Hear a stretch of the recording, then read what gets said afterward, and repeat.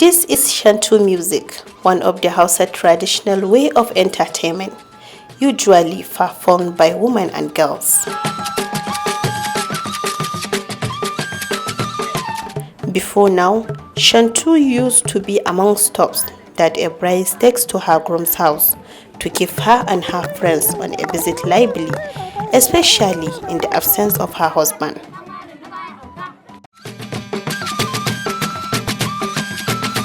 Shantu also provides some relief for a woman at a time of loneliness. In